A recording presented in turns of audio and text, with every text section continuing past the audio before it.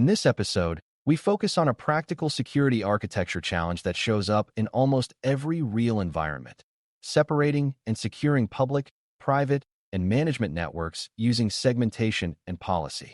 These three network categories exist because not all traffic carries the same risk, and not all systems should be reachable in the same way.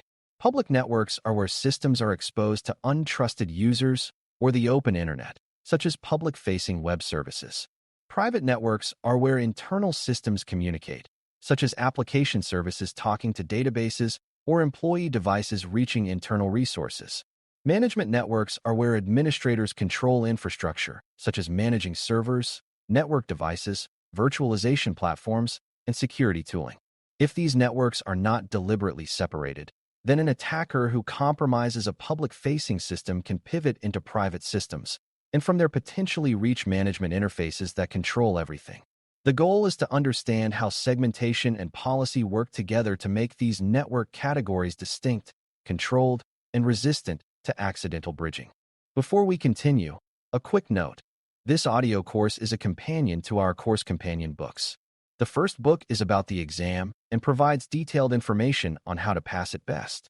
The second book is a Kindle-only ebook that contains 1,000 flashcards that can be used on your mobile device or Kindle. Check them both out at Cyber.Me in the Bare Metal Study Guide series. A good starting point is defining what public, private, and management mean in a way that is precise enough to design around. Public does not necessarily mean outside a building. It means reachable by parties you do not fully trust, including anonymous users and broad populations of devices.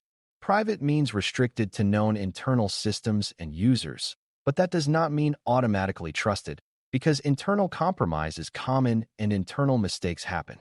Management means the network and interfaces used to configure, control, and administer systems, and it should be treated as the most sensitive category because it often grants the power to change security settings, create accounts, and access data indirectly.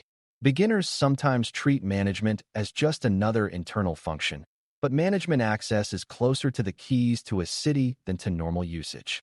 These definitions matter because segmentation is only meaningful when you can say which systems belong where and why. If the boundaries are unclear, policy becomes inconsistent, and inconsistent policy creates gaps. Segmentation is the design technique of dividing a network into zones and controlling traffic between those zones, rather than treating the entire environment as one big trusted space. The key is that segmentation is not just drawing lines. It is enforcing rules at those lines in a way that is difficult to bypass. Good segmentation begins by placing systems into zones based on their function, sensitivity, and exposure. Public-facing systems belong in a zone designed to assume hostile traffic, with limited inbound paths and carefully controlled outbound access. Private systems are grouped so they can communicate where necessary, but are not broadly reachable by default. Management systems and interfaces are placed into a zone that is reachable only from approved administrative endpoints, and only through approved methods. When segmentation is done properly, compromise of a public system does not automatically lead to access to private data, and compromise of a private system does not automatically grant administrative control. This is the architectural equivalent of putting locked doors between rooms rather than having one open warehouse. Policy is what makes segmentation purposeful and consistent, because policy defines who is allowed to talk to what and under what conditions. A policy is not simply a list of blocked ports. It is an expression of intended trust relationships. A strong policy approach begins with default deny between zones, which means traffic is blocked unless there is a documented reason to allow it. Then you add only the flows that are necessary for the system to function, such as allowing a public web front end to reach an internal application service on specific channels, or allowing that application service to reach a database. Policy also defines what kinds of administrative traffic are allowed, such as limiting management access to a small set of controlled administrative workstations. Good policy is also specific, meaning it identifies sources, destinations, and purposes, not just broad allow rules. Broad allow rules create hidden trust paths because they allow unexpected connections that no one intended. When policy is tight and explicit, it becomes harder for attackers to move laterally and easier for defenders to notice anomalies. The public network zone, sometimes called a demilitarized zone or perimeter zone, is designed to handle exposure while limiting impact. Public services must accept traffic from untrusted sources, which means they face constant probing, scanning, and attempts to exploit weaknesses. A secure design treats public systems as likely targets and reduces their privileges and reach into internal networks. That means the public zone should not have direct access to internal databases or management interfaces unless absolutely necessary, and even then only through narrowly defined paths. Outbound access from public systems is also important because attackers who compromise a public host often use outbound connections for command and control or data exfiltration. Policy can restrict outbound traffic to only what is required, which reduces the ability of compromised systems to communicate freely. The public zone should also be designed to support monitoring and rapid containment because incidents are more likely there. The main idea is to accept exposure while minimizing how much that exposure can harm the rest of the environment. Private networks are where most internal business logic and data flows happen, and their security depends heavily on not inheriting trust from being internal. Many breaches succeed because an attacker gains a foothold on an internal user device or an internal service and then moves sideways to find more valuable targets. Segmentation inside private networks, sometimes called internal segmentation, helps by limiting which systems can talk to which. For example, user device networks can be separated from server networks, and different application tiers can be separated from each other. Policy then enforces the intended application flows, rather than allowing any internal system to reach any other internal system. This is important because internal services often have implicit trust in internal callers, and segmentation can reduce the number of callers that can even reach them. Private network security also depends on maintaining an accurate inventory and understanding of data flows, because you cannot write meaningful policies if you do not know which communications are legitimate. The private zone is not about openness, it is about controlled collaboration. Management networks deserve special attention because they combine high privilege with high impact, and this is where segmentation and policy can prevent catastrophic failures. Management interfaces often allow administrators to create accounts, change configurations, restart systems, extract logs, or access stored data, and these actions can bypass other controls. If a management interface is reachable from general private networks, then any compromised internal system becomes a possible launch point for administrative attacks. A secure design places management interfaces on a separate network or separate access path that is reachable only from hardened administrative endpoints. Policy should restrict management access not only by network location but also by identity and authorization, meaning that being on the management network is not enough by itself. Logging and monitoring should be strong here because administrative actions are high-value indicators of compromise. The management zone should also avoid hosting general-purpose services because mixed-use networks are a classic source of hidden trust paths. When management is isolated, the organization gains a strong layer of defense even when other layers are stressed. A common hidden trust path appears when systems have dual network connections, such as a server connected to both a private network and a management network. Dual-homed systems can become bridges between zones if their configurations allow traffic to pass, or if attackers compromise them and use them as pivot points. Another hidden path appears when management tools or jump systems are placed in the private network for convenience, making privileged access reachable from places it should not be. Yet another appears when public-facing systems are given broad access to internal networks because it seems easier for development, and those permissions are never tightened later. These issues show that segmentation must consider not only network devices, but also hosts and their roles.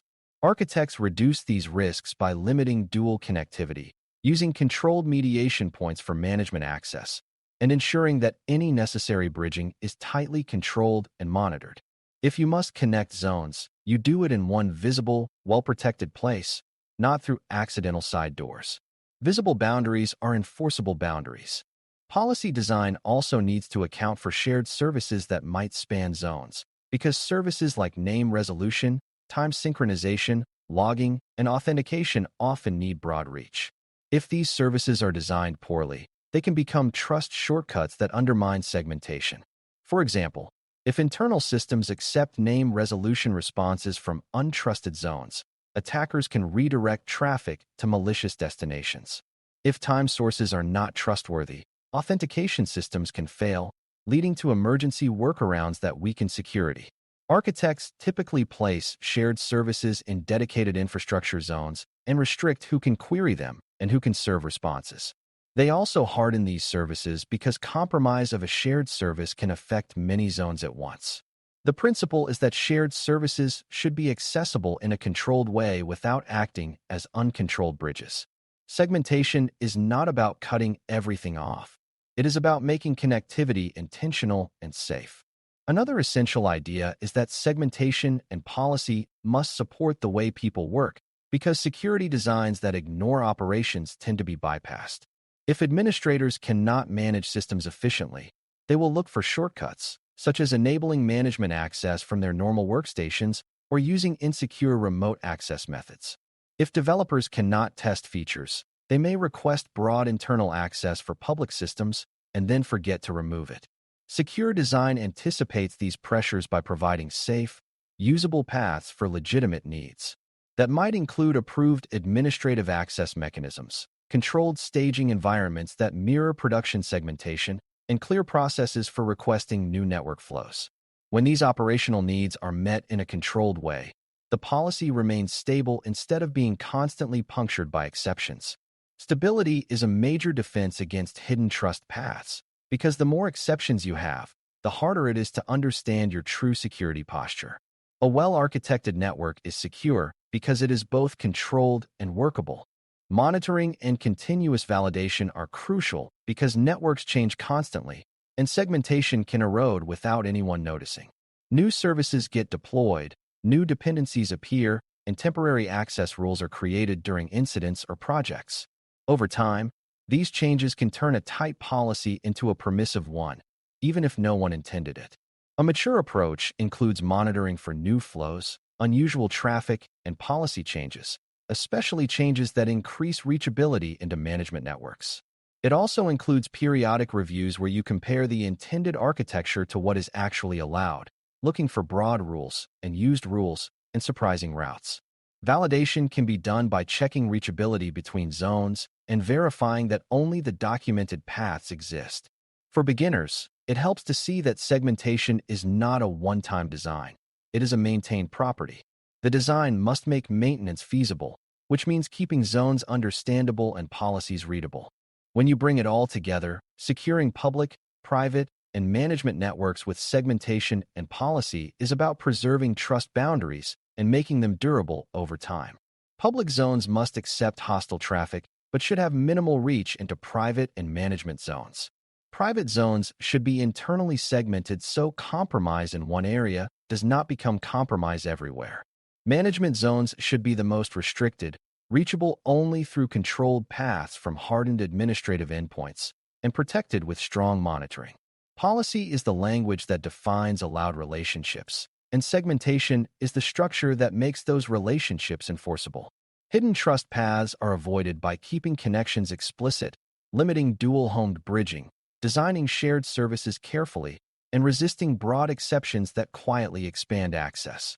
If you can explain why each zone exists, which systems belong there, and which few flows are allowed between zones, you have created a network security design that supports resilience rather than relying on luck. Thanks for listening. For more audio courses, daily newsletters, and more, please visit baremetalcyber.com.